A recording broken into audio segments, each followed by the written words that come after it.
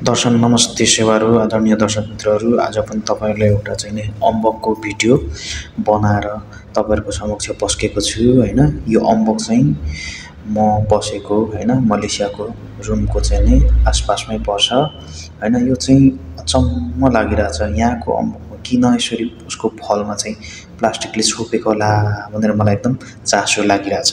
त्यही भएर तपाईँहरूलाई एउटा चाहिँ नि भिडियो बनाएर पस्किरहेको छु। र नेपालको अम्बकको जस्तै कलर छ यसको चाहिँ नि हाँगा अनि यसको बोक्राहरू चाहिँ, तर यहाँको पात चाहिँ अलिकति फरक छ। नेपालको अम्बकको चाहिँ पात चिल्लो र जुस आएको हुन्छ हैन, र यहाँको अम्बकको चाहिँ नि जुस आएको हुँदो रहेछ बुवा, यस्तो जुसको बुत्ला बुत्ला आएको हुँदो रहेछ।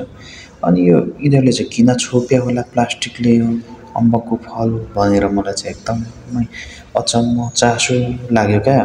अनि तपाईँहरूलाई पनि किन होला भनेर चाहिँ मैले देखाइरहेको छु भिडियोमा हैन। यहाँ माथि फेरि दुईटा उसको फल छ, यो दुईटा चाहिँ फेरि छोप्नु भुलेछ।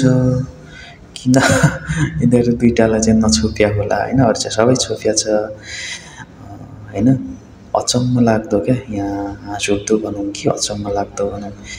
त्यो अक्सिजन नपाएर फेरि बिग्रिन्छ भन्ने पनि लाग्नुपर्ने हो उनीहरूलाई, किन होला त्यस्तो चाहिँ नलागेको।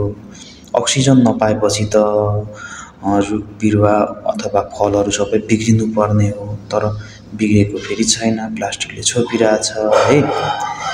अन्त यसो भन्दै चाहिँ नि मेरो च्यानललाई पनि फलो गर्नुहोला भन्न चाहन्छु तपाईँहरूलाई। र आगामीको दिनहरूमा यस्तै यस्तै नयाँ नयाँ अचम्मको अनौठो र रमाइलो भिडियोहरू तपाईँहरूलाई ल्याएर पस्किने नै छु भन्दै अहिलेलाई चाहिँ यो भिडियोबाट तपाईँहरूसँग बिदा लिन चाहन्छु। Okay, bye bye.